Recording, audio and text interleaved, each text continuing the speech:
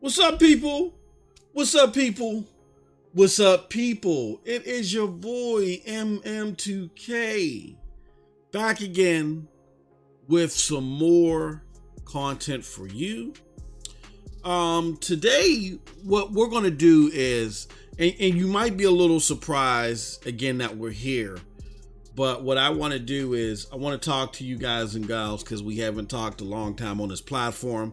I want y'all to understand what's going on, what's going to change about this platform, and get feedback from y'all to see if it's even worth the effort. You know what I'm saying? Because in doing this in we're creeping up on 4 years that I've been doing YouTube, right? And of that 4 years, I want to say a good 2.5 of it, we've been presenting content on this channel. So a good 2.5 years we've done it. We put our heart and soul into it, and we tried to give you our perspective of where gaming was headed to, what was going on with the consoles, what was going on with mainstream gaming. And for the most part, for the fan base that picked up, a lot of you guys were supportive. So again, I don't want to, what I'm about to say isn't for you all. The Heath Stevens, the Cold Blood Senseis, the Cold as Ices, there's just so many of you guys. The names were losing me. You know what I mean? Where you all followed me, and even though you may have not agreed with my take on things, you appreciated the content. Regardless if you agreed or not. The wholesales, you know what I'm saying? Or my brother Holsey, you know, as I like to call him. Yeah, you guys have been supportive all the way through, man. I mean, there's many more of you. But, you know, I'm a very transparent and open person is when I talk about things like this. The fact of the matter is that I may have my preferences. I may like to joke around and take shots and do some fanboy stuff here and there. But the way I look at things is I don't grab a flag and I got to dedicate myself to that flag for here and for out. Meaning, okay, so when I came in this game, I was an Xbox person, but I made it very well known from the beginning because my first video was Phil Spencer got a promotion and I'm not celebrating. You know what I'm saying? I'm not the type of person that because I like a particular product that I'm going to defend that product when they're wrong, in my opinion. There's times to where people may hear something about a product and I don't think, and it's of my favorites, and I don't think there's anything wrong with it, right? And I'll defend it.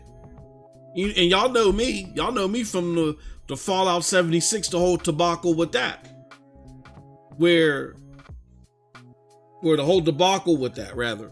Where, it's trash, it's only worth 5 and all this other stuff. And I'm like, look, I'm not saying it's the best game out there, but it's not as bad as people are making it out to be. It's your typical Fallout game. People are angry and upset. It's like in the air. People are just following the idiot herd and they're just going wherever the wind takes them. The game isn't that bad, and believe you me, just like ESO, which launched worse, Fallout 76 is going to become a staple game on all the platforms. And lo and behold, we're about 1.5 years from when Fallout 76 released. And what is it? A staple on every platform. Xbox, it's a top 20 or 30 game there. Same with PlayStation. Same on Steam. It's being played all the time. Its user base is growing. It gets a lot of activity, and it's making a lot of money for Bethesda because of all the subscriptions and all that other stuff that people are paying now to get into that particular option set for Fallout 76. And a few years later, just like how they did with ESO, they're going to announce, oh, we've now officially had over 10 million players on Fallout 76. It's playing out exactly how I said it would. So, y'all know me. I'm not one that gets embarrassed or shies away from controversy. You know what I'm saying? If what I feel is right, if I'm following facts and what I feel is right needs to be said, I'm going to say it. And you either deal with it, you either take it or squeeze it. That's how I've always been with my content. So I'm fully transparent about that. I'm also self-aware. I also know that there's people that like my stuff, there's people that don't like my stuff. Regardless, they don't even look at it, what is he saying is true. I just don't like that he's saying it. Right? So, because of all those dynamics, we're going to talk about my journey on this channel and what we're going to possibly see in the future. But all that's dependent upon you. You know, the 2.5 years that I've been on this platform, we spoke our mind, we've been transparent. And even though we got a lot of people that really supported what we did here, because I wouldn't say fully Xbox sucks, or I wouldn't fully say that PlayStation sucks on everything, because I wasn't one of those, you know what I'm saying? Support was limited. Now we're rallying behind something that we could fully rally behind because we fully believe in it. And we're very optimistic about it. And we're having a lot of fun and we're excited and invigorated about it. You know what I'm saying? But even over there on that side of things, of cloud gaming and Stadia in particular, people appreciate diversity of thought. People, they want to have those conversations because this is an emerging tech. And because it's emerging tech, it's not about flag waving. It's about, okay, where is this tech going to lead us? What are the likely possibilities? What are the facts? So a lot of our content feels more at home over there. We're going to try to bring some of that over here, but I'm not in the business of arguing water is wet. So hopefully you guys will appreciate the remake, the facelift that you're going to start to see over here. We will talk about general gaming conversations. You know, we still have the commission podcast that once we get everybody's schedule on an even keel, we're going to bring that back and we're going to talk about that. I mean, we're going to talk about those topics, the Steam Deck and, you know, Xbox finally winning an NPD and all that. We're going to talk about everything. But again, I know how this works in general. You have to grab a flag and you have to defend it no matter what. And I don't think that my brand of content, it's not my brand of content is not going to bode well with that, because that's not what I do. It's never been what I do since day one. Okay. But I want to give you guys and gals a more detailed explanation of why I went to another form of gaming, a very emerging form of gaming, and one that I'm very excited about. And hopefully, as we start to like really get into the nooks and crannies and break it down over here, maybe and you guys start seeing more and more of the facts that I've been able to come across over, I want to say, these past 18 months. These past 18 months have been very transformative to my understanding of what's possible with gaming, depending upon which way you're trying to get into it. It's been very transformative. You have dedicated devices which run gaming in the way people trust and want to interact with gaming right now. And as you see with the Steam Deck, it's going to be a long time before people get away from dedicated device gaming. Why do I say that? Well, the Steam Deck is offering you an ability to play PC games on the go, which is cool. A great way to do it, but it's not the most, it's not the most innovative way, for one. And number two, it may not be the best way for you, actually. But because of what you're used to and what you trust, you're going to get excited for that. And you're going to shell out $400, $500, $600 to play it natively, when in actuality, you can just pick up a device that you already have, a tablet, a phone, or whatever. Add something like a Razer Kishi to it. For now, I think the Razer Kishi is low as $40, $50, or another accessory to a phone, a tablet, or whatever. And you can play games better via GFN that will give you ray tracing, will give you 1080p, and up to 120 frames. You can use GFN and get better output than you can from the Steam Deck that wants you to pay $400, $500, $600 up front. Y'all don't hear me though. Y'all don't, and y'all can't fathom that. What about internet, MM2K? Streaming technology gets better by the day because of AI and machine learning. It's 1,000 times better today than when each of these platforms launched. Even xCloud. xCloud is so much better, even though they still got a long way to go. But xCloud is so much better now than what it was when it was first put out there. And that's because the AI and machine learning with all these platforms, that is key to all of them, is getting better by the day, because every day more and more people are trying and playing these platforms. So in actuality, and I get it, oh, well, data and all this other stuff. You're talking to someone who plays cloud gaming every day. I play it on my phone. I play Madden all the time. I'm addicted to Madden. I play it over 4G connection. There is nothing on this market that can play Madden, the AAA version of Madden, better on the go, even though it is through cloud streaming, better than Google Stadia. So I play Madden all the time wherever I go. Same with any game that's on Destiny. There's no device. That Stream Deck is not going to play any game and have it look better than what Stadia can provide. And even in a lot of cases what GFN can provide. Now I went on that rant and I dogged the Steam Deck in my own special way to only say this. It doesn't matter what I think. As long as the general public, if they do not trust cloud gaming,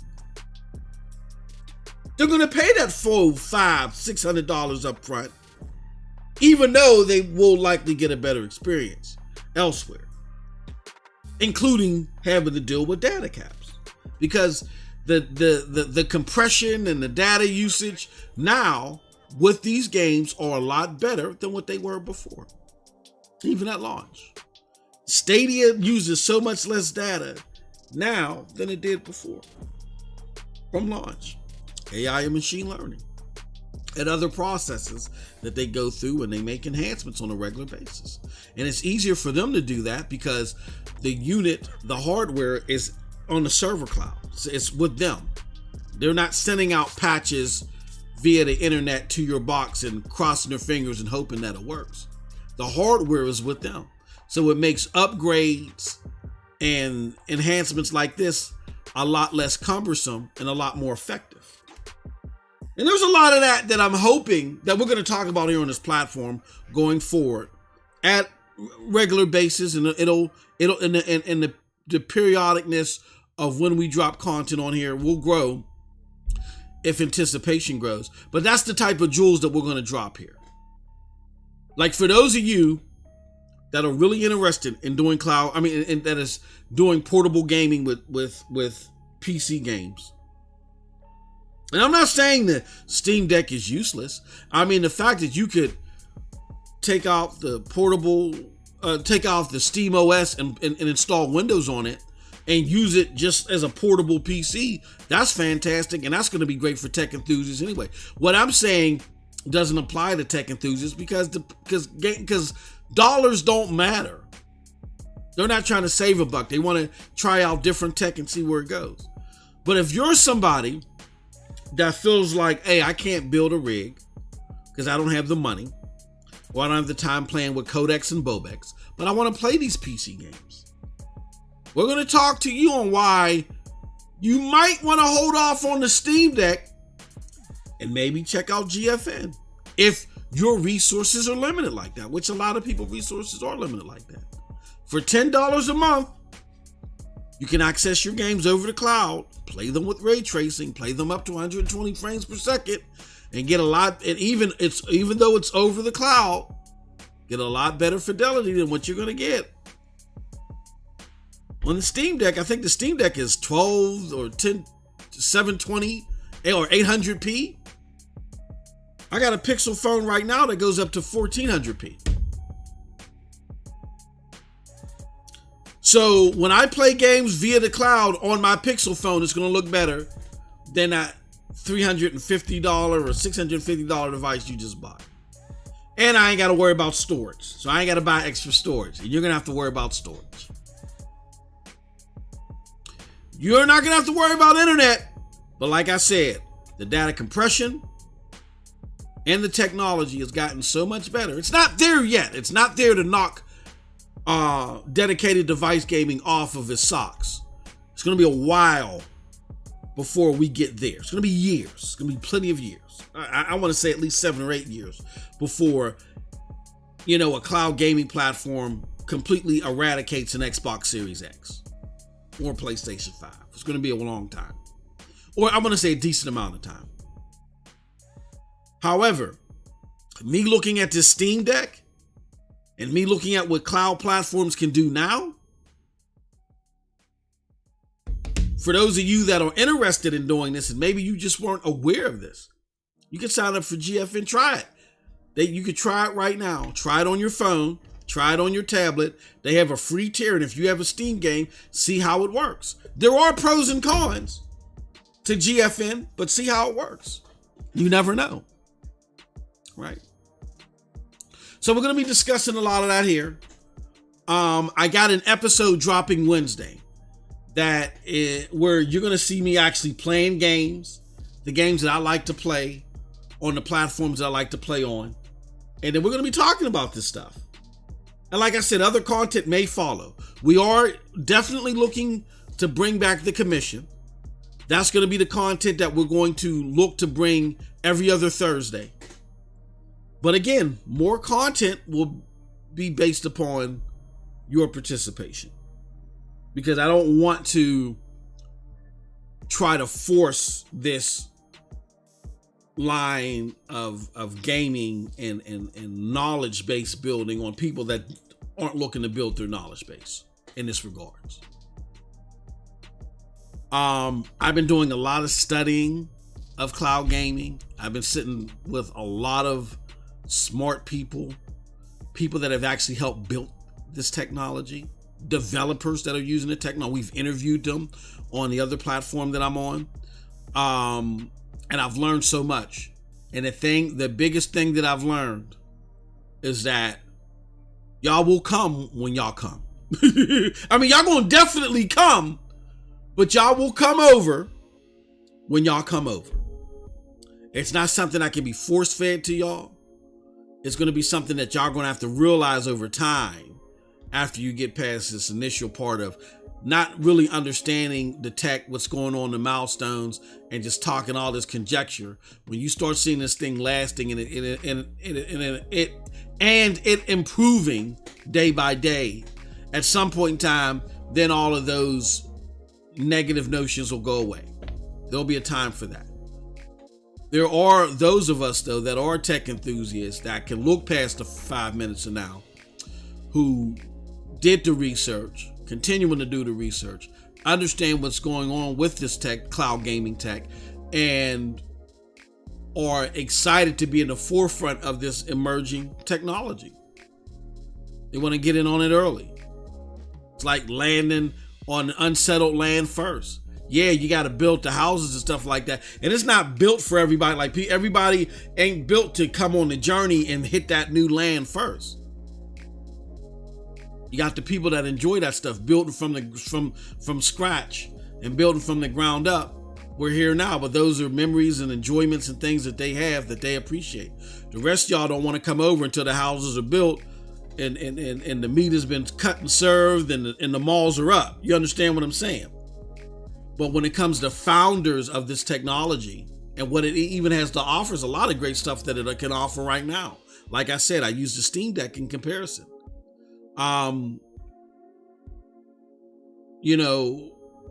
There's people that'll appreciate it now. More of you won't appreciate it now, but it doesn't mean that it's in trouble, that it's going to die, or whatever the case may be. All the data, all the analysts, and the trajectory that these platforms are going on all prove otherwise, but y'all don't know that because you're listening to mainstream entities, the Kotakus, the IGNs, and whoever that are ignorant to this, that are fearful for this for some stupid, idiotic reason. So they're force feeding y'all a bunch of misinformation. But what we did have, which I'm happy to see, is we did have, I can't remember, GameIndustry.biz, which a lot of us in the cloud gaming industry, we joke now, we call them GameIndustry.bias, because they are so intellectually astounding when it comes to anything else related to gaming. But then when it comes to cloud gaming, they just become so dumb. They don't do their research. They come up with all this conjecture and they misinform people. And I look at GameIndustry.biz as like the AP of game reporting. Like, they're like straight down the middle normally. For some reason, when it comes to cloud gaming, they just can't get it right. Let's take a look at something.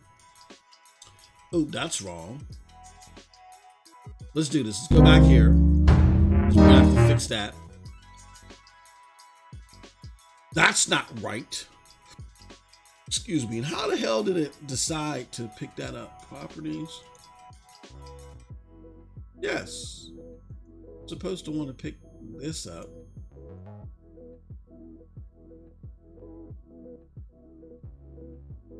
Not Chrome. We don't want Chrome. Firefox. There we go. All right. Sorry about that, folkies. Now let's do this. All right. This.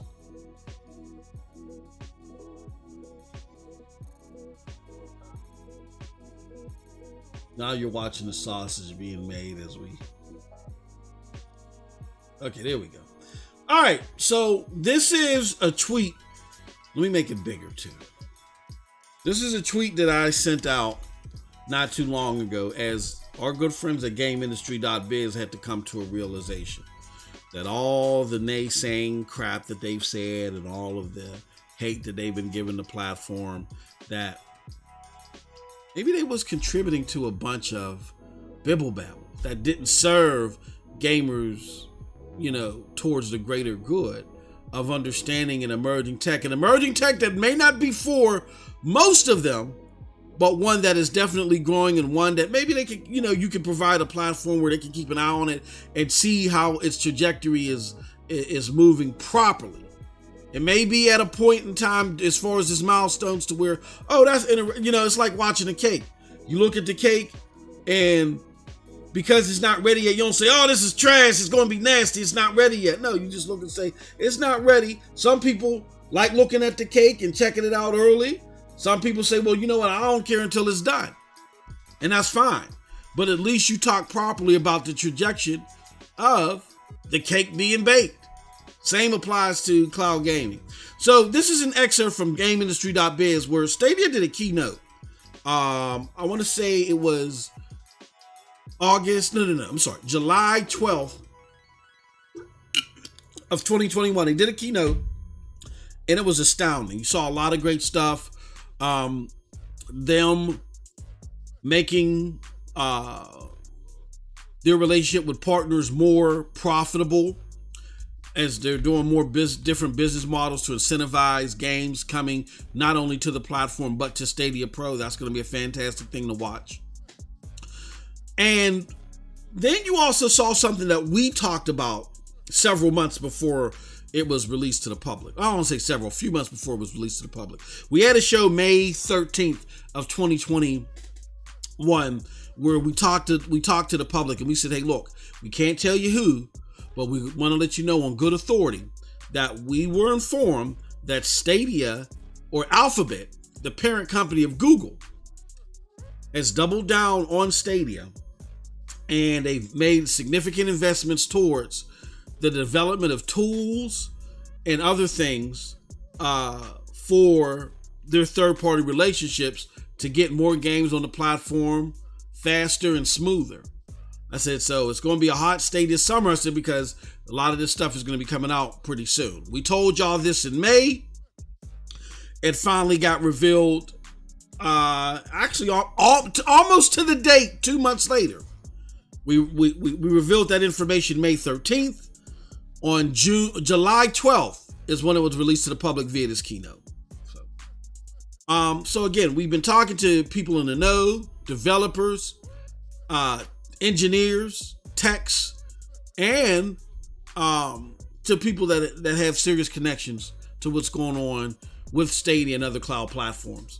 So after all this was revealed, and something that if GameIndustry.biz just did half the job that we were doing, because we're nobody special.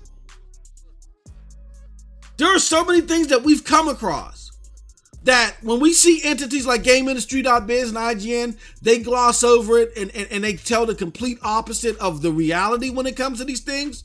It really burns us up, because it's like, if you're lying to us about this, what else have you been lying to us about all along?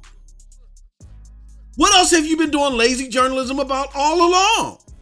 That we've taken as gospel really started to upset us. A lot of us that are enthusiasts of this technology. So, Game Industry Biz puts this excerpt in there after the keynote, because they talked about the incentive program and the controversy surrounding it, and there's a lot of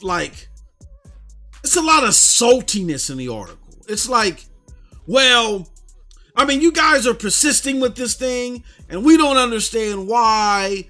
And instead of us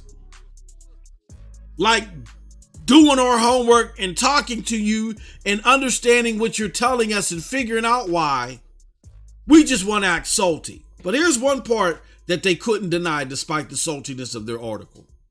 It says the continued promotion of these features, the features that were talked about in the keynote, the new wave of incentives to get more developers on board as pro partners, and that 85-15 revenue share lasting until 2023 suggests that the perceived inevitable failure of Stadia might not be as imminent as some people think. Now, when they say some people, if it's Joe Schmo Gamer or Jane Doe Gamer, that's okay. It doesn't matter. They're not the people in the know. GameIndustry.biz, you're supposed to be the people in the know. What are we doing here?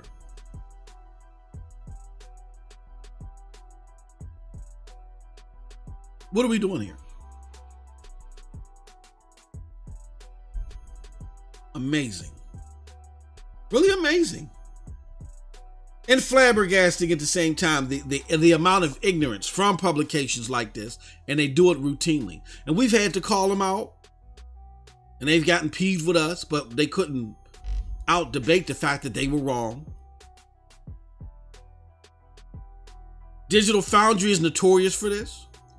Shout out to Cloud Gaming Community's own Random New. We call them Cloud Gaming's or Stadia's really Digital Foundry. Digital Foundry wrote an article several months ago that really tore into Stadia as it related to Doom. Digital Foundry, I'm gonna put the Digital Foundry, Stadia, and Doom Eternal.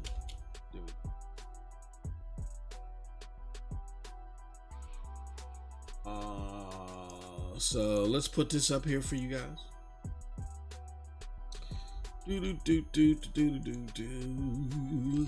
About. So we're gonna put that out here, and then I'm gonna go back here, and I want to say Digital Foundry Stadia now makes sense.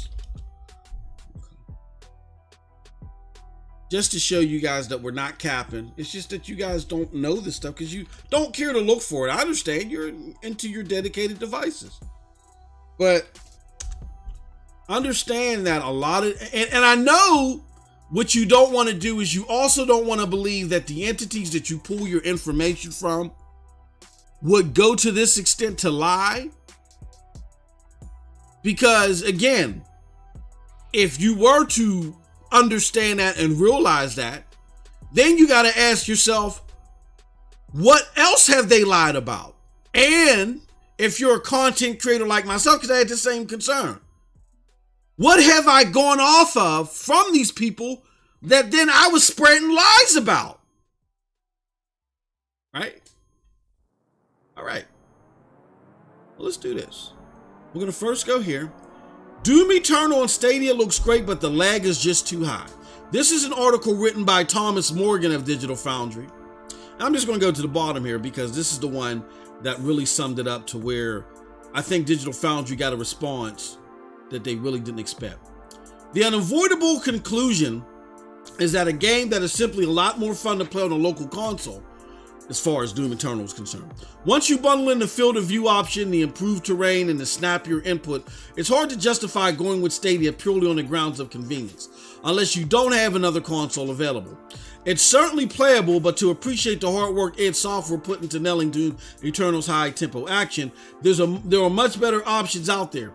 And for a genre that's defined by its speed of gameplay, it stands out more so than most Stadia games I've tried. Sadly, then it's a fascinating test case, but as with Wolfenstein Youngblood, the practical result spells out the problems with Stadia has with running FPS games. Visual quality holds up, but the gameplay takes a hit. There was something else in here too. Okay. So it says to cut to the chase using a 250 FPS. Well, hold on. Let me back up a little bit. So to try to accent his point, Tom says here earlier in the article, this is where I'm going to show you why I'm not BSing. Because the Stadia community, they knew, they were starting to see it grow on Twitter, and the Stadia community they knew was full of tech enthusiasts that are knowledgeable about the platform, let alone cloud gaming and the technology behind it. So they knew that if you're going to make such a claim, they're going to test your methodology and see how you came to that conclusion. Or you just trying to hate on the platform because you, Digital Foundry, are dead on to dedicated devices? Or is it valid that of what you're saying because you use proper methodology to set up the platform and therefore you're playing it in its optimized setting or its optimal setting, right? And people may say, well, cloud gaming ain't always going to be an optimal setting, but we're not going to have that bullcrap discussion because every time they test Xbox or PlayStation, they do it in optimal settings. So if you're going to do that for them, you got everything that you test out has to be in optimal settings. And then you can talk about, well, as I scale back and I do this and do that, you might run into this issue. But idealistically, you play everything in optimal settings. So you don't do optimal settings for one and don't do it for the other one and say the other one is crappy. Here's his evidence to say that he ran Doom Eternal in the most optimal way, and he came up with proper results.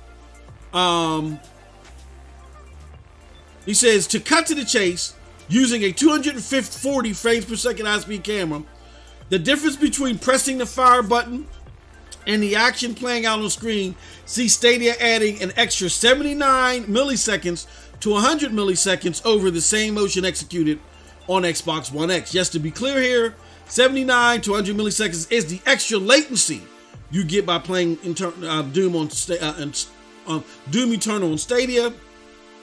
Interestingly, the Xbox One X result is quite laggy in one of itself, with 94 milliseconds the most frequent result, but adding anything up to an extra 100 milliseconds on top of that, and then adding a display latency means that Doom Eternal on Stadia delivers cumulative lag over 1/5 of a second. That's what he had to say about the lag. All right, so there was something else here where he talked about the resolution. If I can find it. All right, so they talk about, let me see, the TV that he got is an LG OLED B8. He said pulling up Stadia's connection tab or setup is rated excellent with 4K enabled. Despite this, there are still some minor, very infrequent stutters in performance. So I want to tackle that first. First and foremost, all the techs, all the engineers, all the people that have educated me on this, that are in the know, say and know that the connection tab in regards to your performance only talks about your connection tab to the server. If you got network connections like interference with the controller, like if you're experiencing lag or whatever with the controller, that's not going to be picked up from the connection tab. And they said, despite this, there are still some minor, very infrequent stutters in performance. I've never experienced it with Doom Eternal. Not at this point in time. There was a time to where I was playing Doom Eternal around the time that Cyberpunk came out. And we keep it jiggy here. Everything was bogged down. The rate of play on Stadia went up so significantly than what they were used to, and I don't think they anticipated it. They had a giveaway for Stadia bundles associated to Cyberpunk, and they expected to run that promotion a whole month. It ran out in 2 or 3 days.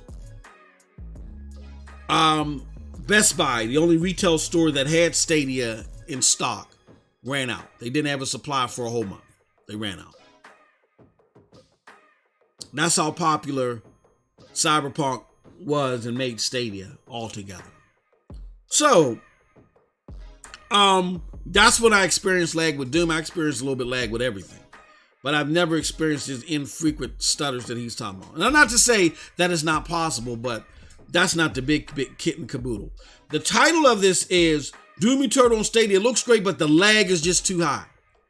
So the methodology that he used to talk about the lag was a 240 frames per second high-speed camera. Again, remember, him saying that his connection was great has nothing to do with the connection of your controller. You can get a great connection, and that means your connection to your GCP ping to the Stadia server is great. But there are other elements that may come into play, in particular when it comes to your controller. If your controller isn't synced properly, you could run into lag issues.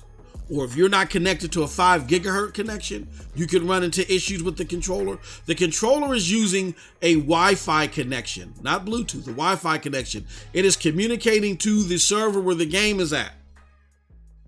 That's the technology that they use to reduce latency to where perceivable latency is lower than the average gamer can gather. If you're an esports gamer, yeah, you might notice it. If you're not an esports gamer, you're not going to notice it.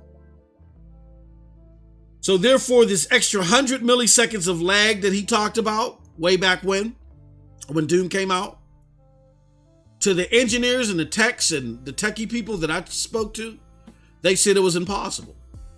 There's a guy named Random Noob. Let me see if I can find this video. So Random Noob, a real smart, successful, hold on. Oh, that was wrong. Tech guy that knows this technology like the back of his hand.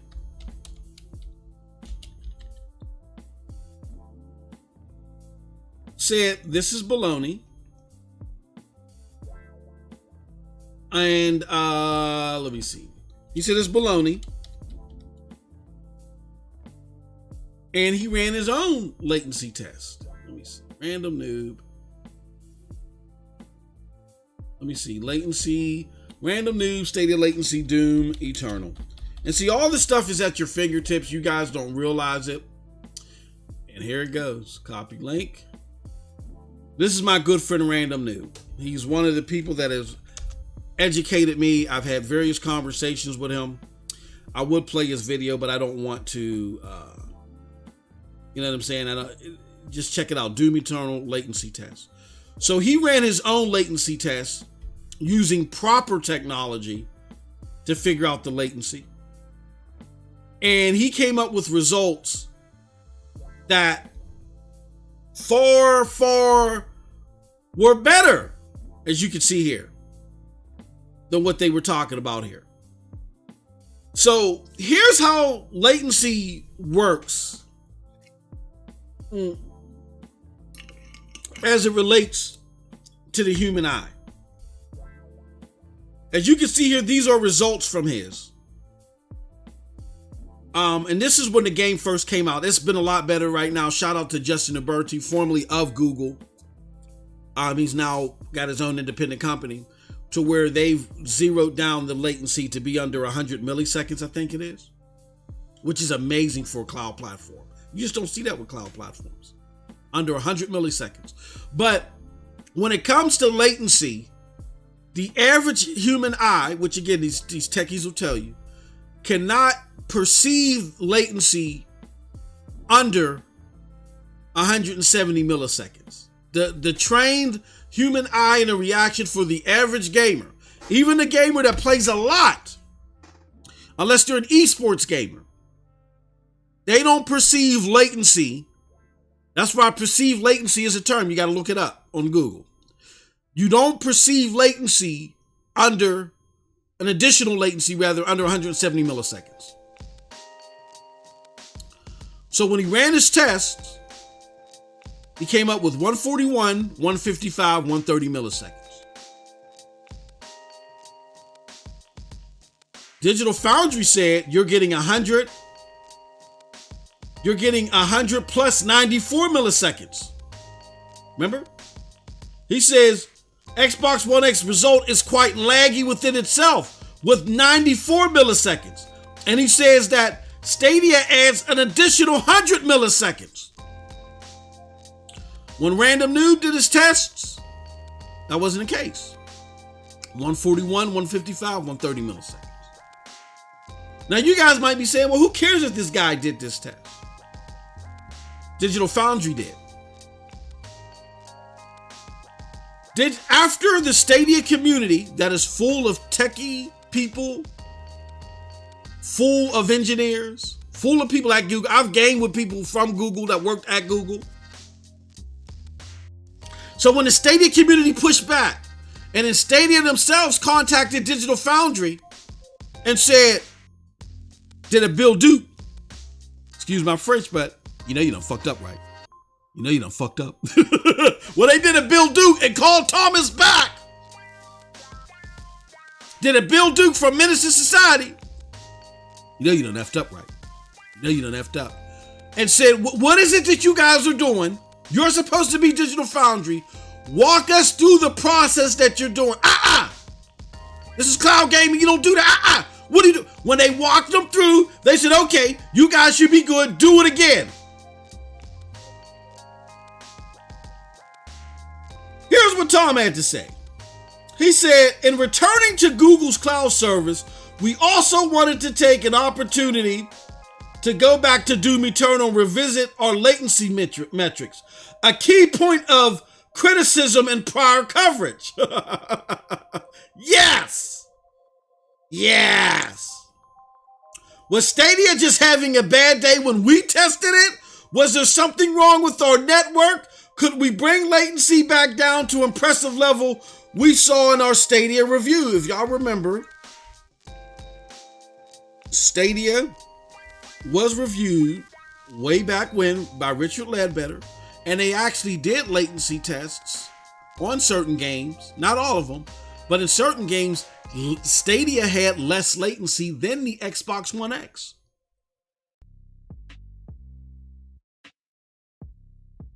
The good news is that we have managed to reduce the latency in our setup, improving Doom Eternal significantly.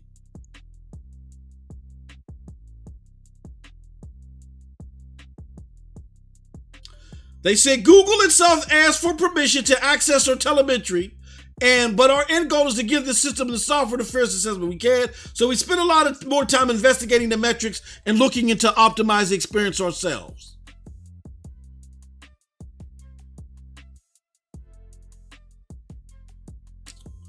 They said, and the result, instead of 79 to 100 milliseconds from the test, the results came in at 55 milliseconds in the best case and 75 milliseconds in the worst case. Which again is a lot lower than what Random Noob got. But and then they said playing through the Chrome browser, we hit between 45 and 66.67 milliseconds of latency. Let me see if I can keep looking back. All right. See if I can find the part where they mention Random Noob.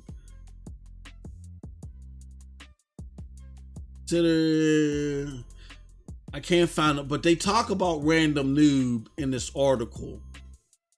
And they said, hold on. The next day we tried an identical condition. Hold on. I can't find it in here. But read the article, and they don't say his name, but if you follow the backlash that they got, they referred to Random Noob. They referred to the lag test that he did, the latency test, and that's where they discovered that not only their measuring of latency was wrong, but there was just issues with their setup. So they basically had to backpedal a lot of the stuff that they said, and they've even stopped with the thing about you can't play games, you can't play shooters on Stadia. But again, why did we even have to get here? We didn't even have to get here. They could have avoided this embarrassment by talking to the community. That's what the tech community was saying. We talk amongst each other. We're talking to GFN people, Shadow people at the time. Luna wasn't out at the time. Swapping notes, talking about our enthusiasm, giving our critiques of which is the best, which is the worst. But that's what tech people do. They don't play these console wars like the average Jane Schmo or Jim Schmo. But Digital Foundry seemed to be doing this. And it took somebody like Random Noob to do the proper latency testing for them to go back and completely wipe away everything that they said and tried to blame it on, did Stadia have a bad day? This is Digital Foundry. Why are they running into these issues? You think that they are the utmost stewards of research, of kicking the tires, dotting the I's, crossing the T's, checking all the bells and whistles before they hit go. And they're not. So as I've discovered over the past 18 months, that the entities that you extrapolate your news from, 99.9999% of the time when it comes to cloud gaming, they're wrong. And I don't listen to them.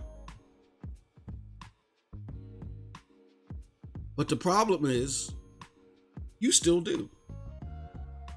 That's the problem. And that's what we're hoping to get past once we start ramping up some stuff here on this platform. Little by little. Again, we're not going to force feed you on this narrative. And I just wanted to use that to show you an example. But we definitely want you to get a better understanding of why I, in particular, went on a different plateau opposed to this channel. I don't listen to the news media anymore because I can't, even though they do, I mean, I admittedly can say they do a better job with PlayStation and Xbox because of you guys and your responses, so they know they gotta be a little bit sharper. They still lie there. And I can't trust a liar. Not one that lies a little bit of the time opposed to the one that lies a lot of the time. When it comes to, all right, let me go back a little bit. I'm gonna get to why I went on to cloud gaming, what we're gonna do here, and then we're gonna wrap this up.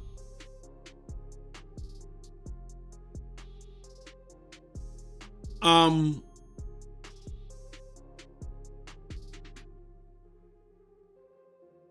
somebody that likes to build my knowledge base of stuff. And that's why I'm real big into tech.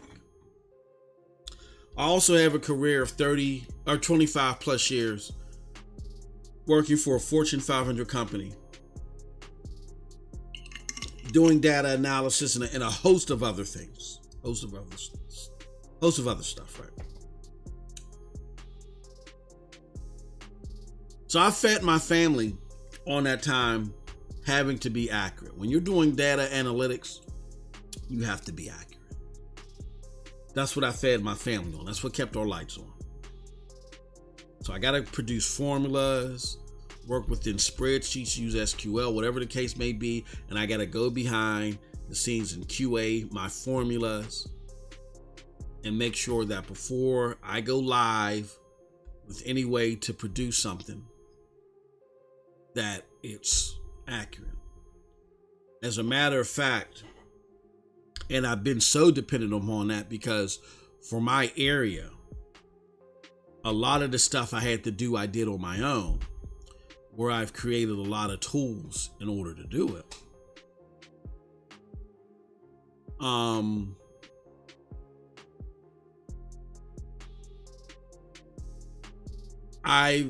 It was essential for me to look at my queries, make sure my macros, if you do program, you understand what those are. My queries and my macros, I had to make sure that those were tested in QA. So I had a business partner that would QA and test all my other stuff. And we do it. And I came up with a methodology that was so watertight and didn't take too much time to do that they submitted it to the entire company for it to be used across the board. And they didn't use what I did per se for all macros and queries. They took a portion of that and embedded it in their entire plan because there's, you know, data protection and stuff like that. And you know, the security of data became more and more of an industry norm. We had to get better at verifying databases. As databases started becoming more frequently used, we had to get better at that. Or we had to get better at our procedures around creating new queries and macros and, you know, stuff like that, right? So I've done this for a living. And because I'm at work a lot of times, sometimes when you're at work, you embed those things that you practice at work into your being.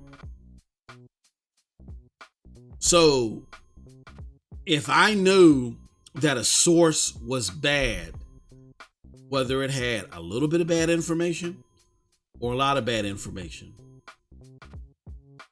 I left it alone. I just didn't take that risk. And I apply that when it comes to my gaming information. Because I like to learn facts. I don't like to learn arguments. I like to learn facts. I don't like to learn a better way to argue. Even though that is important to a degree, it is important for you to be able to communicate with people in a way that they can digest. And so you have to learn how to debate your points of view out. And that is important, but it's not more important to me than learning facts. So when I'm seeing these companies out here say all this stuff about Stadia, and I have the platform in my hand and nothing that they're saying is accurate, or nothing substantial that they're saying is accurate, it really makes me think twice about listening to them about anything. I don't know what's going on anymore. I can't even trust them about what they say about PlayStation. I can't trust them about what they say about Xbox. The only thing that I can trust is when the raw numbers are put out there. When the raw numbers are put out there and they report just the raw numbers, and I get that report, I pull away their conjecture, their thoughts, and their opinions from it, and I just deal with the raw numbers. Okay, Xbox One NPD. I don't care what Jeff Grubb said about it. I don't care about what Colin Moriarty said about it. I don't trust. Again, and I'm not saying that, and particularly Colin, I'm not saying that they've said anything in particular that I was like, oh, you're a liar, or you've been spreading lies. I can't trust none of them, none of the mainstream media, because the mainstream media is okay with not getting things right, knowing that they have a large possibility of not getting things right, as long as they can put the story out there first and you click on it. I can't trust any of them. So what's happened is a lot of us within the Stadia community, we've become our own researchers, our own reporters. The community has become very self-sufficient in finding clues. People out here creating webhooks when it comes to Stadia, getting their own Google contacts, fully self-sufficient without the mainstream media's help at all, because the mainstream media doesn't care if it's accurate or not when they talk about this platform. They don't care about if they're accurate enough when it comes to the mainstream platforms, but they know they can't get away with a lot of their lazy stuff. So because they know they can't get away with it, what they can't get away with, they'll tighten up on. But if they know that the majority of the gaming public that they serve is ignorant to Stadia, and they got an agenda against the platform because they don't like it being a cloud platform, whatever the case may be, and they can just say anything they want and it's not going to go checked by their mainstream gaming community, then that's why you have the dynamic that you have. And that answers the question that people pose to me. Well, why would they lie? Why wouldn't they lie? Are you trying to tell me you think these entities are of the utmost, they're of the utmost responsible, incredible, all the time? No, they get caught in lies all the time. Lies that, not mistakes. Again, I know the definition of the word lie. Not mistakes, not goof-ups, lies. Things that they deliberately tell you that they know is wrong. So now you have this platform that nobody in the general gaming public knows anything about, that they just don't like, and they lie to high heaven about it. And when they get busted, even when they get busted, you don't know. I mean, they're embarrassed because there's a record of it out on the internet, and if this thing becomes popular, they're going to be held responsible. That's going to be a strike against them. So that's why they may backpedal a little bit, and then they'll try it again later when they need more clicks. But a lot of you that I'm telling this to now, y'all weren't the wiser that this happened. I remember when this original story about the leg is just too damn high about Stadia first came out. And I remember I tweeted, I said, hold on. Did you do this? Did you do that? Did you do this? A lot of the stuff that Google came back to and tested with Digital Foundry to make sure it did. Google itself asked for permission to access our telemetry. So a lot of the methodology that I asked about that you guys were laughing at when I put that out there is the same stuff that Google came back and checked their network on. But you're not the wiser because you're listening to liars.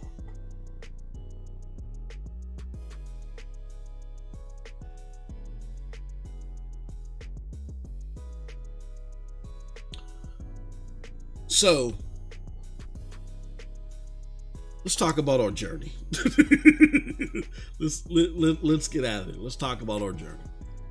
And I didn't bring that here. Let me bring this back up. So this is the part I was talking about. Google itself asked for permission to access our telemetry. And this follow-up that they had to do when the community busted their ass, the community full of technicians, engineers, and developers, all who of which have been guiding me in my understanding of this. When I came out there and said, well, did you check this? HDR and different things like that. And I was told that I wasn't a tech person, that I'm not the troubleshooter. But meanwhile, I've been talking to the troubleshooters. Y'all don't talk to the troubleshooters because y'all are just ignorant on how this works. Guess what? Google did the same exact things that I mentioned when this article first dropped. All right, let's go back.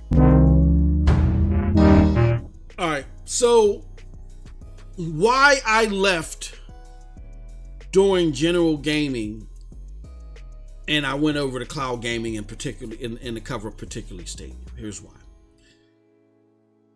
To me, console gaming, I want to say in 2019 was getting stagnant anyway.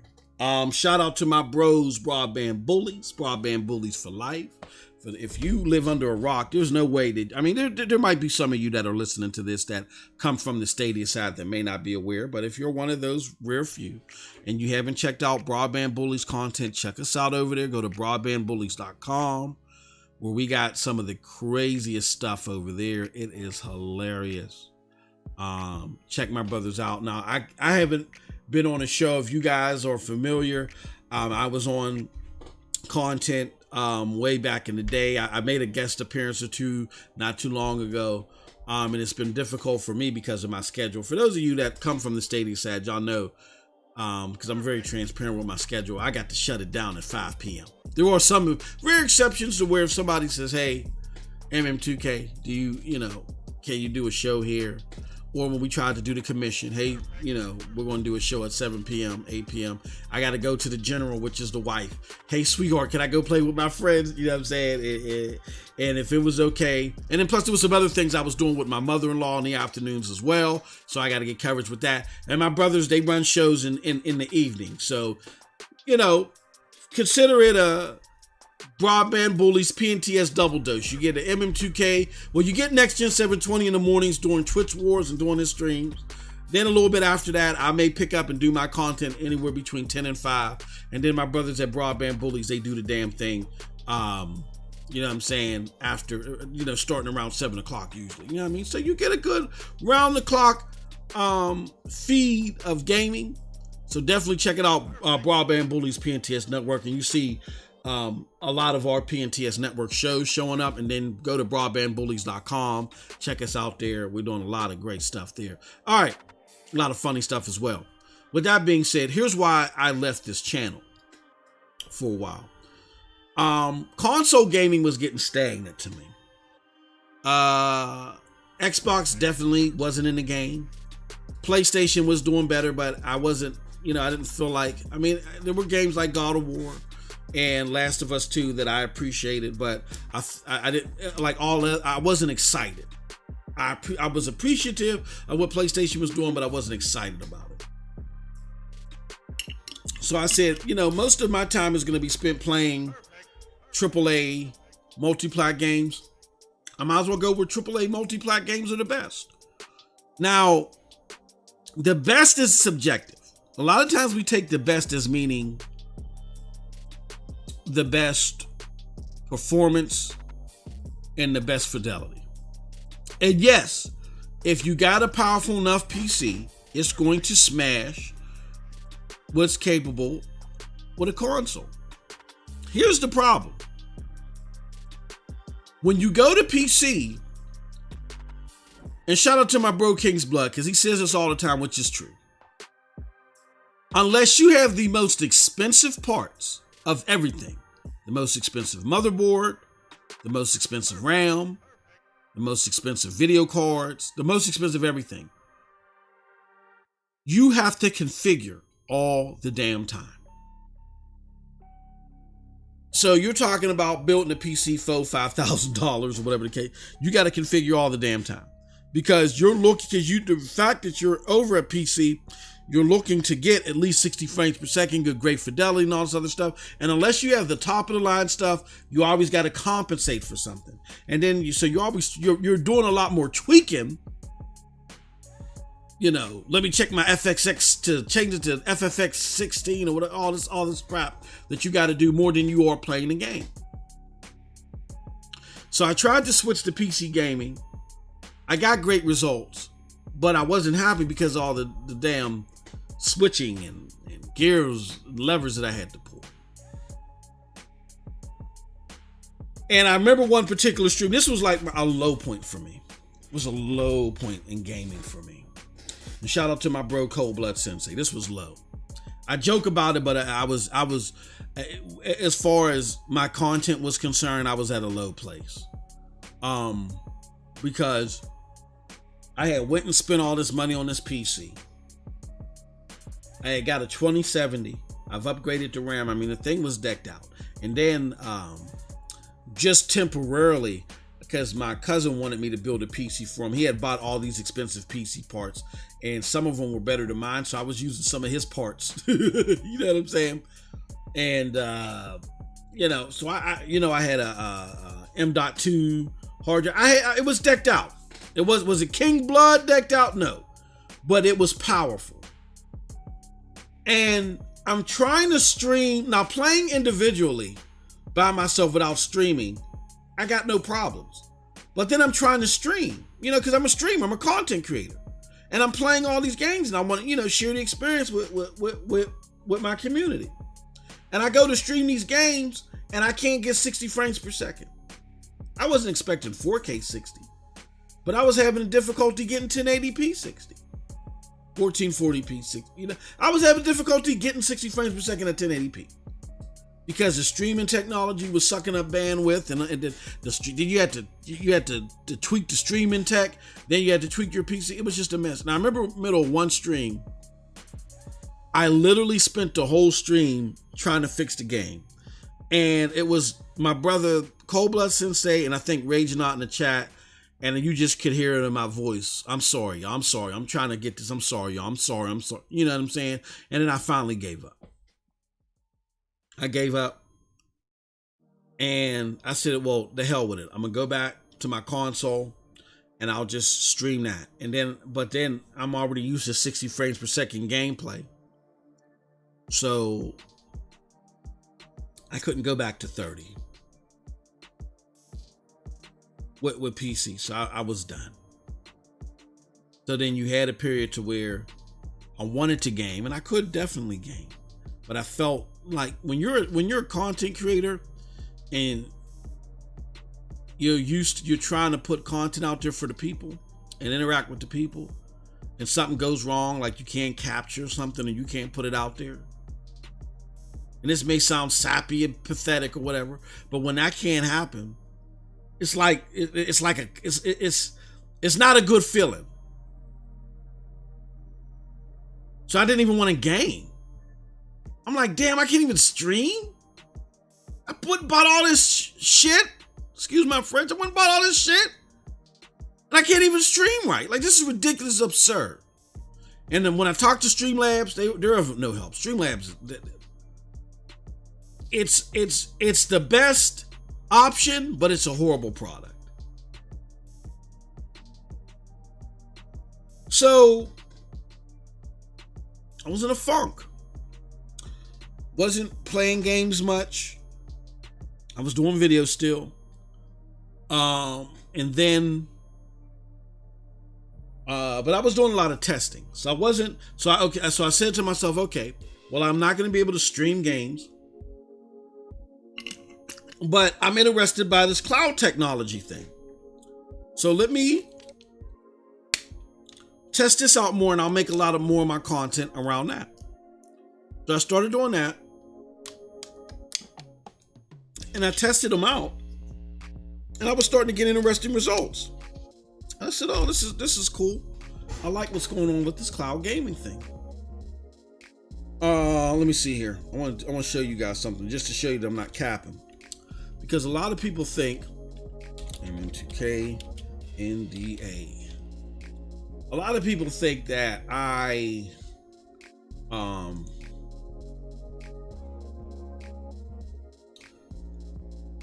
just went with Stadia because I felt like that I could hit the jackpot or something like that. And that I'm capping for Stadia. When I really don't enjoy it. A lot of people on the side and subscribers to this channel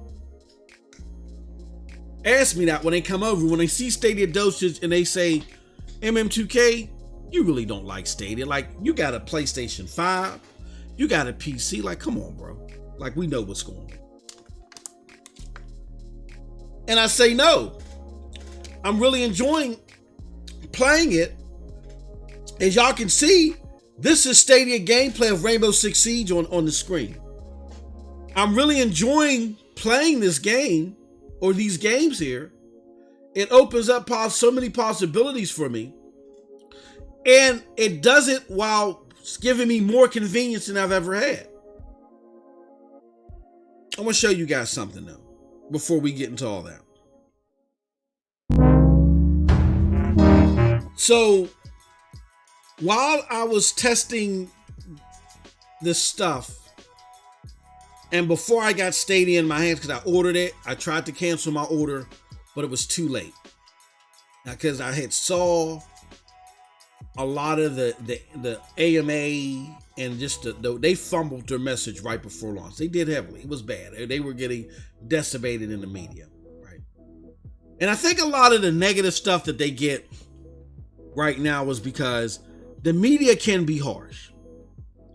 And they were so disappointed at how things were unraveling with Stadia, what was offering at launch, opposed to what they had drummed up in their head that it was going to be able to do without asking questions. Because a lot of people like to create this mirage that Stadia told you that you were going to get native 4K, or that they told you that all these features would be available at launch, and they didn't do that.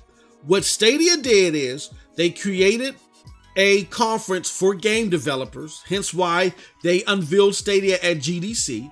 Most of the game developers that they wanted to work with had no idea what Stadia was capable of. So all that stuff that you saw there was to entice game developers, right? It wasn't for the listening public, but they knew the listening public was listening.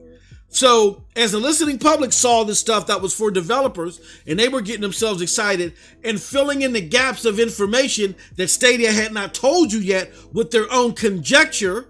Stadia didn't deny it. They didn't claim it, but they didn't deny it. What they did is they opened pre-orders. You know what I'm saying? They opened pre-orders. And the reason why they did that is because, look, cloud gaming is not going to reach an apex where it's taken seriously in mainstream gaming until like 2028, 2029. It won't start getting taken seriously until around that time. All the analysts and all the data shows, all the trends with the gaming community shows that they got that long to build up the AI and machine learning so it's on level with dedicated device gaming across the board. B, establish the relationships with game developers so they can want to make games for these platforms. And C, get the trust of the community. Those are the three things that these platforms have to do in order for them to be able to have a reasonable opportunity to get into your homes. Without doing those three things, they don't, in tandem, they don't have a chance. So looking at that, that's why we say 9 years. That's, well, not we, because I'm not an analyst, but that's why the analysts and even the platform holders themselves know this is going to be a long time. It's going to be a marathon, not a sprint. But at any given turn, a company's not just going to say, well, hold on, there might be an opportunity down there. Oh, we ain't going to take advantage of it. We're just going to wait to 8 or 9 years out. No, a business is a business. So if they can leapfrog years of waiting and R&D, whatever, in order to get in front of the curve. They're going to try it. And not with Stadia's attempt at it as letting y'all think, letting y'all build your imaginations up to that fervor. And it wasn't until several months later that people actually asked, well, what is Stadia's model? And when y'all found out it wasn't Game Pass, y'all went crazy, and it just started going downhill from there. And I think it was because the media was so hard on the platform and was saying, you're dead in the water. They were upset. You're dead in the water. They doubled down on it. That they don't know how to say, oops, my bad. We did, because they're culpable for a lot of this. Yes. Was Stadia nefarious in its lack of transparency? Yeah, they were. But the overwhelming majority of why what Stadia was at launch was completely different from what y'all thought it was, is because you had these news outlets coming out here and telling you Stadia's going to do this, Stadia's going to do that. What they wanted to do is they wanted to be the next Michael Pachter, the next analyst that says 1,000 things out of his mouth. He gets 999 of it wrong, but he says the one thing that is impactful to the gaming community that makes the gaming community listen to him or her for the rest of eternity. That's Michael Pachter.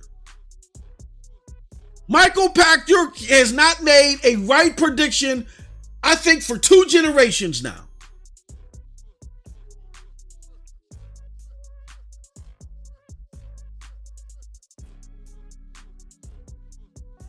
So everybody in 2019 wanted to be Michael Pachter. I'm an insider. Listen to what I got to say. So when they came out here and said, well, Google's going to do this and Google's going to do that, and got y'all all hyped up and didn't ask Google, what is it that you're going to do? Or when the people did ask Google, like Richard Ledbetter, who had an interview with Google, and they told y'all things different from what the rest of the media was telling you.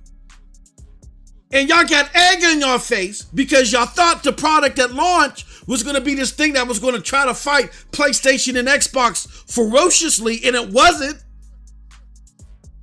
Because the head of games, Jack Ducer himself, said well before launch, we understand that it's going to take a long time before we can offer you what they offer you. They said this before launch. When Phil Harrison was asked by Richard Ledbetter, do you think that Stadia means the end of console gaming? He said, that's not up to us, and we're not trying to take out console gaming. We're just trying to be a new way to develop games. We appreciate what gaming has been in the past, and we just want to be an addition to what that is. But no, the news media wanted to be Michael Pachter in 2019. And they got it all wrong. And when they got it all wrong and they got egg on their face, instead of saying, you know what, we misconstrued that. I mean, shame on you, Google, for taking us on this ride and us making us think that it was going to be XYZ and not saying anything until the last moment. But double shame on us for not asking these questions in advance. We got too excited. Instead of saying the latter, it's going to die. It's going to die. It's going to die. And hence why we are where we are today. Now, granted, in the grand scheme of all this, remember, I'm dismayed from console gaming. I go to PC gaming. PC gaming got too many bells and whistles. Then I finally get Stadia in my house. I meant to cancel it, but I got it in my house. Now, before I got it in my house, here's how I ranked cloud gaming. Because remember, in this time while all this is going on, I don't have a horse in a race. I'm just testing out these different platforms. It doesn't matter to me what public perception is anywhere. I'm just testing out these platforms. And for those that are interested, I'm putting the data out there. So I said NDA platform number 1 was the best to me, which was Shadow. No. I'm sorry. GFN. No. It was Shadow. I remember because I was getting clearance to list GFN. So at this time that I sent this, and this was November, I think this was November 15th. When was this? November 15th of 2019. I posted this tweet. And NDA platform number 1 was Shadow. NDA platform number 2 was GFN. I had rated Google Stadia 3rd without having played Google Stadia, which wasn't fair. I based my Stadia experience on what I saw with Project Stream, or what I experienced with Project Stream, and I said my experience with Project Stream wasn't as good as Shadow, and it wasn't as good as GFN, so I ranked it 3rd. PlayStation 4 remote. Now here's where it gets a little wonky, and I kind of, I don't want to say drop the ball, but I kind of like mix things up. I'm comparing apples and oranges here. PS4 remote play is in-network. It's not fair to compare in-network with out-of-network, but I was just trying to go with non-native gameplay. So yeah, cloud/remote services. So I mean, I did. So I was just talking about what was giving the best overall experiences, period. And even though PlayStation 4 remote play was in-network, which normally in-network has a lot less hoops to go through and should be a better experience, the cloud experiences that have a lot more intricate things to worry about were better. Project X Cloud was 5 and Steam Link was 6. And I was very disappointed to see Project X Cloud here because, again, the loudest attention was to Xbox because they were talking the most stuff about cloud gaming at this time. So, just to show y'all, I wasn't capping. This wasn't me trying to take advantage of a community or whatever. I was going off of what I saw.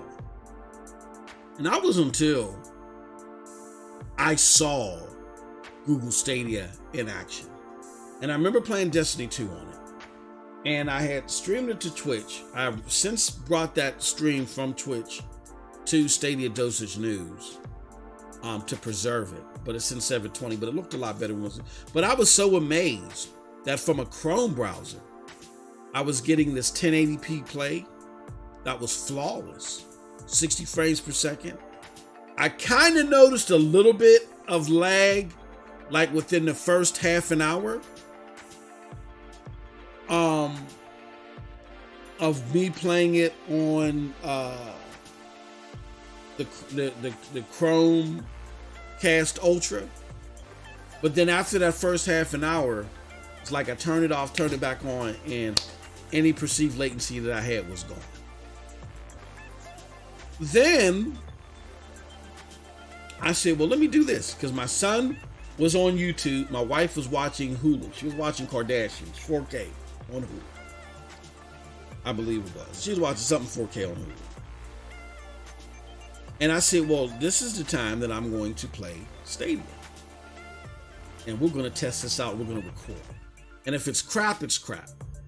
So amongst me playing on a 50 megabyte up, 50 down internet, my son watching a YouTube video, and my wife watching 4K Hulu, I'm playing Stadia on Twitch, streaming it, and I'm getting no lag, no latency, no problems. And I still have the recording as proof. You can hear my voice and my anticipation in the recording because I'm like, oh my God, I can't believe this thing is working so well. That was the beginning.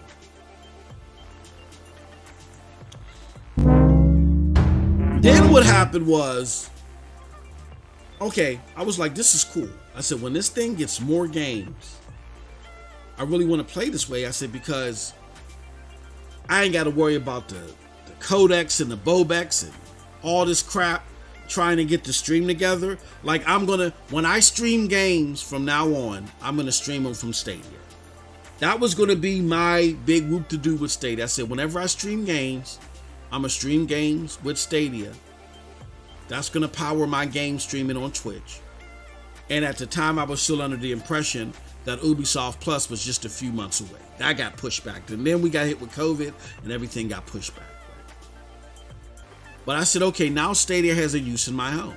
It's going to help me be able to stream my games without all that friction. I ain't got to play them natively. I can play them through Stadia, you know what I'm saying, and have a great time.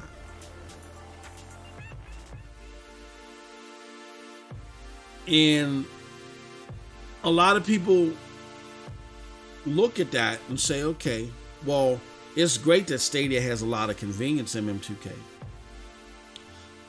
But is it a good 1v1 match fidelity wise versus PlayStation and Xbox now that the new generation consoles are out? And no, it's not. No, it's not. But I look at it kind of like the issues that I was running with against PC. Again, if you want the best fidelity and you want the best frames per second, you got to get you a PC. You're going to be spending a lot of money on that PC. And if you don't spend the top money, like my brother King's Blood does, then you're going to be doing a lot more tweaking than you are playing. So when I look at Stadia, I look at it the same way. I say, yeah, an Xbox Series X and a PlayStation 5 might beat it in fidelity. And Stadia in its current state, and again, take in mind that I'm only talking about Stadia in its current state. I understand that this platform is going to grow and get better. What you're getting offered with Stadia right now is not Stadia static. Stadia is not a static platform. It's not a static box. That's what makes it so great. I have all the future of Stadia right now. Right now, I have all of it. But with that said, just comparing Stadia 1.0 versus next-gen consoles, yes, I'm going to get better fidelity. The next-gen consoles now can go up to 120 frames per second on select games. They come with ray tracing. Stadia doesn't have a ray trace game yet. So there is that gap in fidelity and in some cases performance. However, I ain't got to deal with downloads. I ain't got to deal with trying to allocate download space. I ain't got to deal with patches. You know what I'm saying? I get a subscription model that I'm actually going to use all the games in with Ubisoft Plus. I actually don't have to buy multiple units in order to play this around my house. Anything that has a Chrome browser on it, I can play this on, and I can use any periphery. I don't need a specific Stadia peripheral to play it on. And then the best of this is that I ain't got to spend $500 in order to access it. If you have a Google account, you already have Stadia. I repeat, if you have a Google account, you already have Stadia.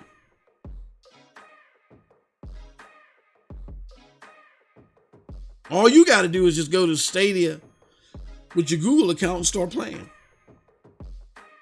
Again, if you have a Google account, you already have Stadia. So there's no standing in lines, hitting check cart at walmart.com, trying to get a unit. All that stuff is gone. Now, and get to the nostalgia behind having to handle a physical item makes people feel good. But when you deal with the convenience of cloud gaming when it's at its best, even now, and it's going to get better, but even when you deal with it at its best right now, all that stuff you don't care about. Like, I used to miss midnight releases, but then I'm thinking to myself, I'm driving out late at night, putting myself at risk. Because mugs be holding, son. Mugs be holding. They be holding to try to catch you slipping with that console with them games. Mugs be holding, son. I ain't got to worry about that. I just say, give me game, and I'm in the safety of my house, and I'm playing the game right then and there. I ain't got to worry about tucking something in the front, tucking something in the back, tucking my Xbox Series X and under my shirt in the front and trying to shimmy to my car unnoticed. I ain't got to worry about that. Wherever I can activate my Stadia account that has a Chrome browser, I can play Stadia. And the fidelity is good enough. The performance is good enough to where that margin, that gap, it ain't even worth it for me. It ain't even worth it That margin or gap in performance for 120 frames per second and for that fidelity ain't worth all the convenience and the money that I save. And a lot of gamers, even though cloud gaming is niche right now, a lot of gamers feel that way. A lot of gamers say, look, I've been brought back into gaming. And the tech enthusiasts and the gamers that really couldn't get down with the convenience or the lack thereof when it comes to dedicated device gaming, they appreciate Stadia, they appreciate the other cloud platforms, and they'll be the ones that, even though this is a niche 1% business, that 1% is enough to sustain these cloud platforms so they can keep building. That 1% that we are buying Stadia games, controllers, DLC, people with GFN subscriptions, Game Pass, whatever, you know what I'm saying? That 1% of activity is enough to subsidize the growth of these platforms until that golden year comes when they're ready to be a 1v1 option versus your dedicated devices.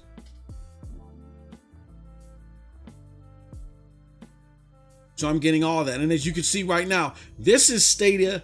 There are no generations when it comes to Stadia, but to put it in layman's terms that you can best understand for those that are acclimated to dedicated device gaming, this is the 8th gen version of Stadia, and it's playing Rainbow Six Siege like this, 4K 60 like this, and this is the 8th generation version of Stadia. Wait until the ray tracing comes, the 120 frames per second comes, right? And y'all might say it ain't coming. I've talked to the developers. We talked to Mantis Games. They're the developers that worked with Larian Studios, the makers of Baldur's Gate 3, and the ones of the Divinity games, the highly acclaimed Divinity games. They've helped them with Divinity 2, I believe it was. We had a long discussion on Stadia Dosage News where they talked to us and informed us, oh yeah, the 4K 120 or the 8K 120 is just waiting. It's just up to Stadia. We've seen it. We've seen it in action. We've seen it in action. As a matter of fact, let me do this.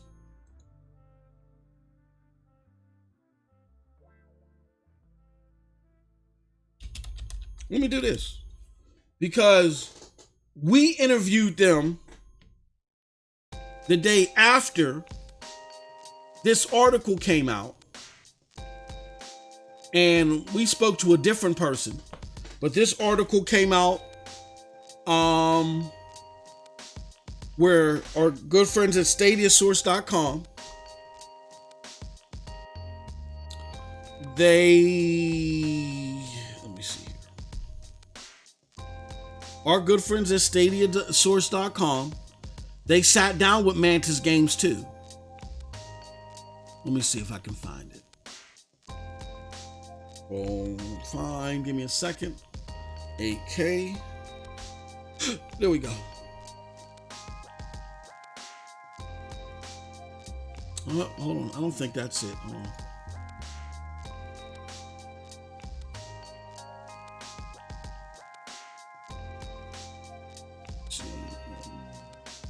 Let me see FPS. Hold on. I don't think this is the part. Is the right interview? Okay, here we go. Yep. All right. So let me show you something. And let me make this bigger. So again, this is Mantis Games. What happened to? I just had it. Oh, I see it right there. Okay. So for those of you that don't know who Mantis Games, I'm gonna read you an excerpt from. This is from Stadia Source, a great source to go to if you're looking to discover all things Stadia. Right. And it says we sat down with Philip Messerton and the team from Mantis Games to talk about the studio, Stadia, and of course cloud gaming. And it says, for our readers who may not know, can you please introduce yourself? And he says, I'm Philip, producer and business developer at Mantis Games and freelance physics artist. After getting a bachelor's degree in digital arts and entertainment, I have had the immense pleasure of working on very cool IP, including Ghost Runner, Divinity Original Sin it was, and Lego Dimensions, Graven, and now I'm working together with Mantis Games to create awesome projects. The responses on these questions below also come from the entire team, not specifically me. So, and I want to point out that our good friend that we sat down with, Bloody Review Games, as well, they told us that Philip is their Mantis is doing porting of games to Stadia. They're porting games to Stadia. They're doing it freelance. Now, even though they're doing porting of games to Stadia, they don't hold back what their thoughts are of Stadia's what do you call it? Of Stadia's what do you call that? Stadia's approach. They've been very critical on the focus of Stadia and things like that. They've been very critical of it. So it was refreshing to sit down with them, somebody who sees a future in the platform, that definitely knows that the future is bright for the platform, but is pretty much saying, look, shame on you, Stadia, because XYZ. Philip Masson is their Unreal Engine expert. So shout out to Philippe, rather. And we were told this during our interview. So there was an excerpt about the AK-120, and this is like pretty much what we were told live on air.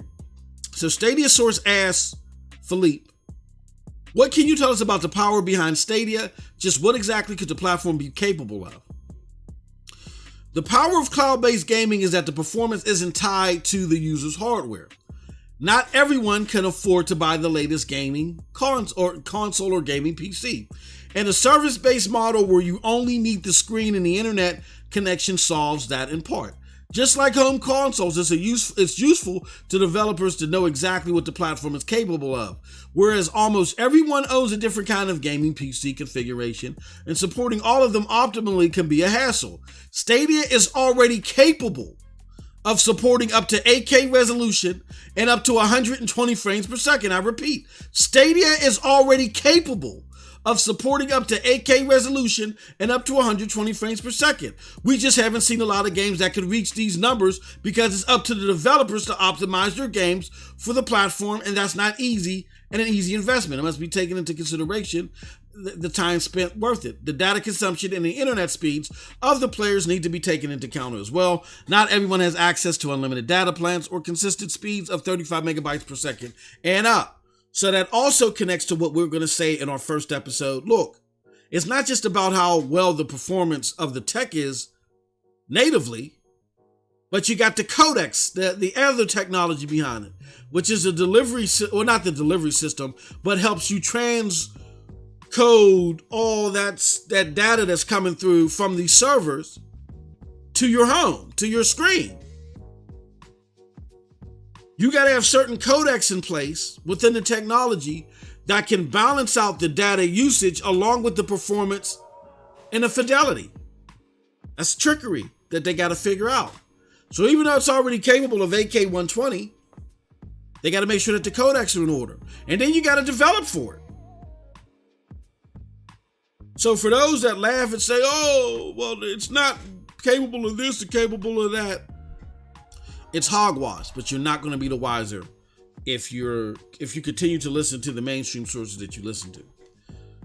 So all this stuff is stuff that I've learned over time and working with the platform, understanding the platform, because if you watch my earlier content from 2019 or 2020 really, and I'm talking about Stadia, I'm talking about it from a perspective of a dedicated device gamer. It wasn't until content creators, the tech people, some people from Google themselves, and others kind of took your boy under their wing and started educating me on what this platform was capable of, what cloud gaming was capable of, and why the milestone shouldn't be so condensed till they got to do something now, they got to do this now, they got to do that now. Stadia fumbled their messaging leading up to the launch. Yes. But again, a lot of that confusion, a lot of that misunderstanding is encompassing of these platforms, these publications wanting to be Michael Pachter. Stadia is going to do this, it's going to do this, it's going to do this. Remember they were making up mock consoles and mock controllers and all this crazy stuff? And all they had to do was ask Stadia. Someone finally asked Stadia, okay, what's Stadia Pro's business model? Oh, it's not like Game Pass? Oh. You know what I'm saying? So, I spent the last 18 months really learning about cloud gaming, understanding how this really diverges completely on the rules of engagement with dedicated device gaming and why it is the future of gaming. And in order to do that, you have to be honest with yourself and say, look, I don't know everything. I may know a lot about this, but I'm like a babe. I'm like a cub when it comes to this. I don't know about this. You gotta open yourself up. You gotta be willing to be self-aware. You gotta be willing to learn. And that's what I was doing. I was willing to learn and open myself up. I listened to the criticisms, to the praises, to just the flat out data and stuff like that. And now I've been able to reconfigure my misunderstandings of the platform, of cloud gaming altogether, and get a solid understanding of what's going on. And because I was willing to do that, I created relationships and connections that, again, told me, hey, that Cyberpunk 2077 was a significant up boost to what Stadia was getting. Yes, was Jason Schreier right that at launch they were hundreds of thousands short of their goal, which from what, and again, this isn't solid, it's on the lower end of hundreds of thousands than it is the higher end. So it's not like they were 800,000 short or 900,000 short. It's more like maybe 100,000, 200,000, or 300,000 short of their goals, because their goals wasn't that lofty. You know, they were going to take advantage of what they could. You know what I'm saying? Like if people would have dealt with the miscommunication and a lot of the stuff that just wasn't transparent to them, if they were willing to deal with that and they were able to get on board with the platform, still Stadia would have took it. They wouldn't have said, oh no, we're not ready. They wouldn't have done that. But so again, from what I understand, that's not fully validated yet, but it's on the lower end of a few 100,000. They made that up with Cyberpunk 2077. Cyberpunk 2077 saw at least 600,000 new people come to the platform in that 1 month. Where in an atypical month, Stadia might see anywhere between 30 to 50,000 people. And I'm just averaging it out. You know, it might see anywhere between 30 to 50,000 people come to the platform.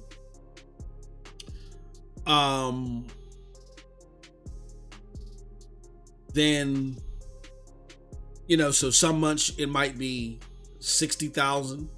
Some months it might be 20,000. They average around, you know, when it's they hover around an average of 1,600 to 3,000 people per day. That's their average. And the advent of Cyberpunk 2077, I mean, we can do the math. It's 30 days in a month, right? So we're going to take 600,000 divided by 30.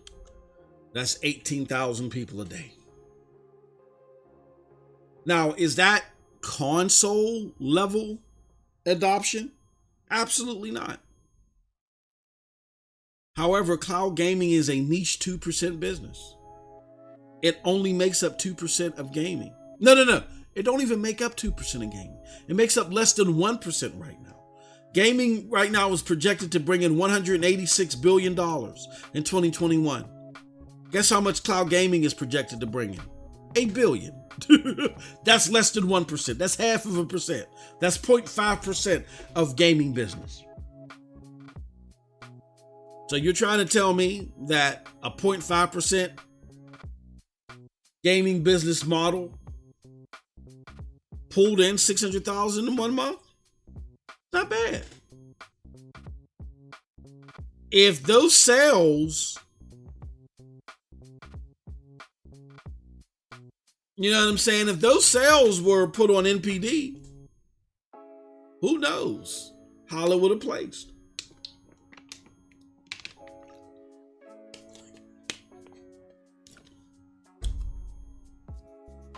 So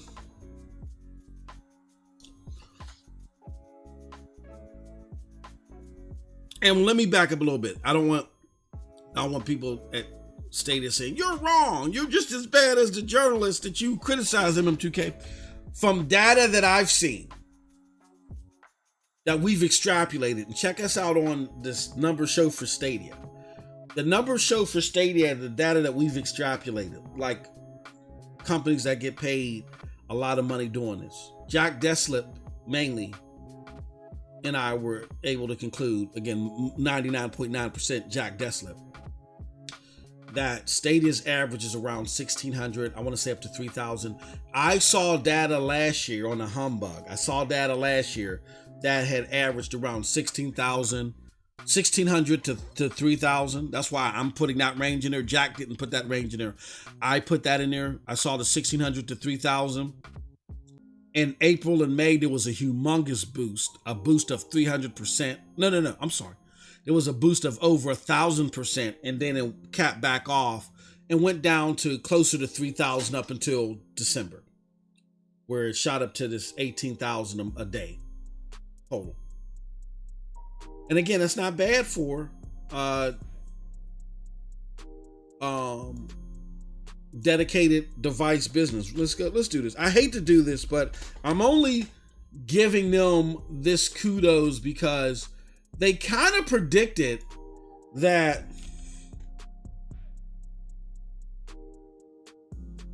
Xbox would win NPD, and it looks like they were right. And that's the North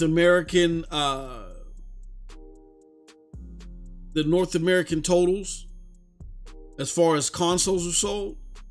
So let's go back here. So normally in a week, a console will, a console like PlayStation 5 will bank 200,000, where Xbox is at 120,000.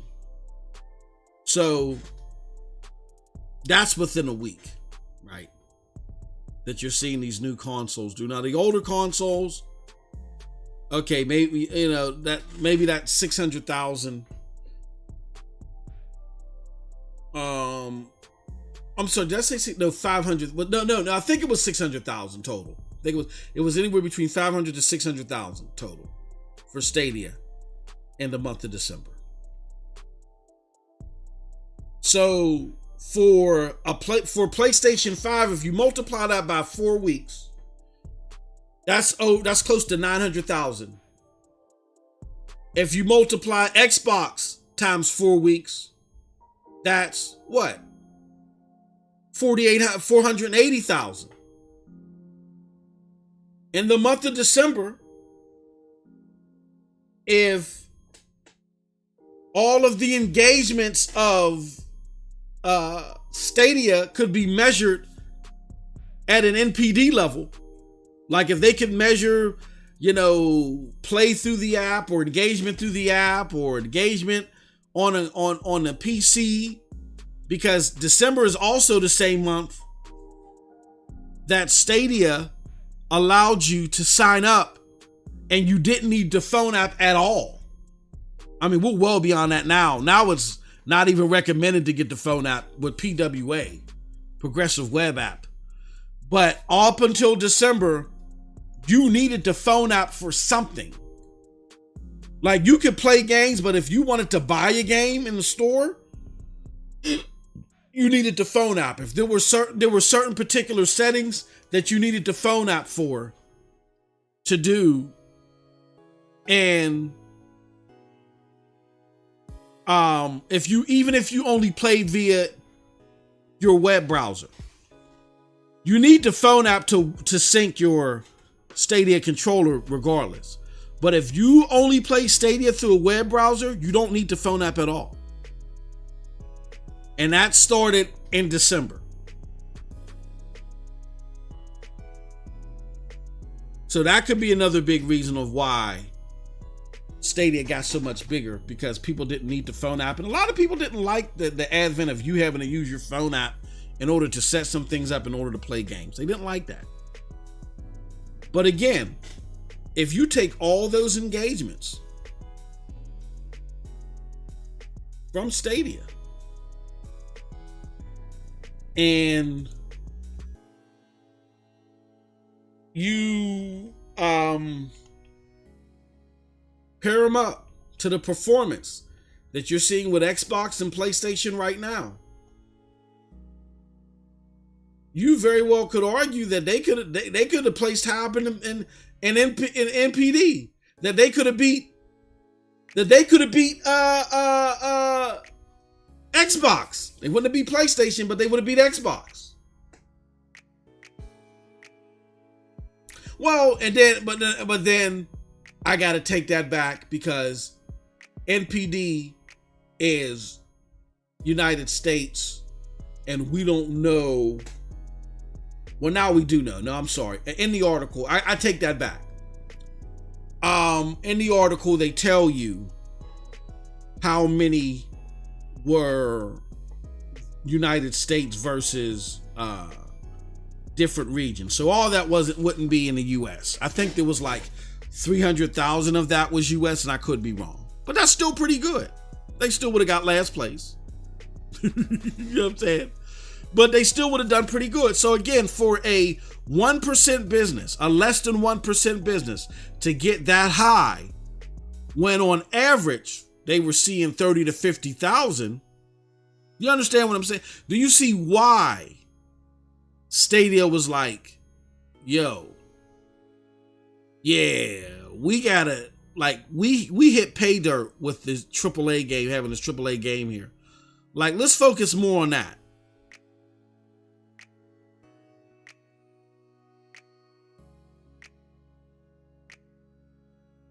So hopefully we understand that Stadia definitely is performing well, and it grew 200%. If you look at its numbers from April of 2020 to April of 2021, it grew 200% in engagement. So it's going in the right direction. They tried to leapfrog that 7 to 8 year expectancy for cloud gaming to become norm, and it didn't work for them. Just like it didn't work for Xbox when they were trying to get everybody hyped up for the Xbox Series X server blades on PC, and then that fizzled. You can't blame these companies for trying. But what I've learned over this time is that these platforms are just fine. They're going to do well. But it's gonna take several years for that apex to be seen, and for these before cloud gaming really becomes mainstream. The question will be, who are going to be, because all these companies aren't going to be the stick. The question will be, who's going to lead the pack? That's the question. And some people may doubt, oh, well, Stadia has the least amount of games. The Stadia that you see today is not the Stadia that you'll see tomorrow. Jack Buser told you at the beginning of this year, I believe. No, he told you late 2020 that Stadia, Jack Buser is the head of games at Stadia. It's his responsibility to get games on the platform. And he's been doing a great job at it. Stadia within its first 12 months outpaced Xbox One in the number of games that it's had on the platform. It had more games than Xbox One in 12 months, and it was on the heels of PlayStation. I think it was running that. I don't know if it beat PlayStation 4 as well, but it definitely beat Xbox One. Had more games on the platform than Xbox One did by the end of 2020. I mean, or its first 12 months out. Now, Jack Buser said in an interview that state with Mobile Syrup that they have 400 games in the pipeline And they said 2021 is already set up. He said this in 2020. He said 2021 has already been planned for as far as our deals and what's coming. You know, there's things, of course, that you got to tweak or whatever. There may be games that you got to add, but he said the planning for 2021, the hardcore planning, is already done. He said we try and get into 2022 now. He said they're working for 2022 right now. So they have 400 games coming to the platform. We know possibly about maybe 24 that were part of SG&E. Some of them will still be released, but the overwhelming majority of those projects have been canceled because SG&E got canceled. So you're talking about still roughly around 380 games that we're going to see in the next 4 years, at least from Stadia. That's impressive. So there's going to be a lot of gaming going on with Stadia. I believe that the big two in this whole cloud thing is going to be Stadia and Amazon. Microsoft, I don't think they're in trouble, but they got a situation on their hands because I think that their cloud gaming setup is the most vulnerable as far as performance and latency is concerned. They're really going to have to work on that. GFN is just trying to go the way of make sure that they don't go the way of the dodo bird. When it comes to their relevancy, that's why they have cloud games. So it's really not that big of a deal for them. But this whole Stream Deck thing goes to threaten GFN long term. If it becomes a long-term success, that's going to be an issue for GFN. So we'll see with that. It's a great day to be a gamer. But the reason why I had left the platform here, the reason why I stopped doing Xbox versus PlayStation and PlayStation versus Xbox content here, because it was getting stagnant. And it was getting stagnant because there wasn't really no serious dynamics coming forth. I didn't want to argue about RDNA 3. I don't want to have those type of discussions anymore because they weren't substantial to me. But also on the flip side of that, all this substantial as far as the future and all this engrossing stuff is going on in gaming with cloud gaming. So I put my focus on that so I can learn something. I gotta learn stuff. Now, why I came back? I came back because I feel like this is a good opportunity to try to present these facts that I've learned for those that want to be invigorated for what's coming down the pike for gaming. Even though I know for the most part, the average gamer may not be interested. This channel has never been about serving the masses. It's about making sure that we're educating folks and we're giving folks a good trajectory site-wise into the future. And we're having the discussions that need to be had in order to help progress those things. So to do that, a lot of the stuff that I have learned over time as it relates to cloud gaming and just gaming in general that takes a look into the future, we're going to talk about here. So that's going to be the transformative piece of this platform. PNTS Network, the PNTS Network inside of the content and just my efforts all together, it's going through a huge transformation. Website, everything, contributors, everything is going through a huge transformation. My brethren at the Broadband Bullies, we're going to continue to do stuff for the things that are relevant now. You know what I mean? And we'll see how my schedule goes. If my schedule gets better, you know what I'm saying? Then, I might be able to make evening shows again. But that's the future of this platform. Is we're going to be doing a lot of medicine episodes, a lot of shows like this, Rock Out and Talk Out with MM2K. We're going to be doing it on a future perspective. We're not going to have the same stagnant arguments over RDNA 3. I can't do it.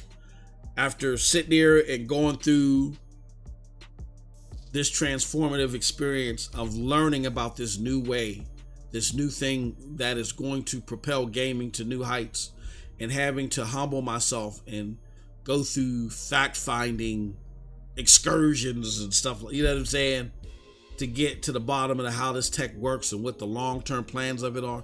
A lot of it just blows your mind. But I had to stay on the path of facts. Conversations had to be facts. Nah, MM2K, you may think it's going to work that way because of your dedicated device experience, but here's how it really works. And I had to humble myself with these people that know what they're talking about and say, oh, really? Yeah? Oh, that's dope. Okay. You know what I'm saying? Not no, well, Richard Ledbetter said, no, that's not going to, that's how you get shut down. Like, boom, shut it down. We can't talk to this nut. You know what I'm saying? So, all right. So hopefully you guys can appreciate all that. And you find it's something that you want to indulge in. We're going to do this as long as it's indulging to you here. The frequency that we will do that depends upon that. If while we're trying to do this, you're like, well, nah, we don't want it, then that's cool. That's cool too. Stadia Dosage, for those that might, if I'll put it to you like this, if people don't want to take this look down into the future with us and have the discussions that we want to have over here at mass, then it's not sustainable for me to keep doing it here, because I got to keep it jiggy. I got a whole bunch of people in comparison to over here. I got a whole bunch of people over there that are engrossed in this stuff. And we're trying to help new content creators also get into the discussion. We got a very open platform where people are doing a lot of growing and stuff like that. And we're really doing some good things in the community. I can't divulge all my attention here if people don't want to listen here.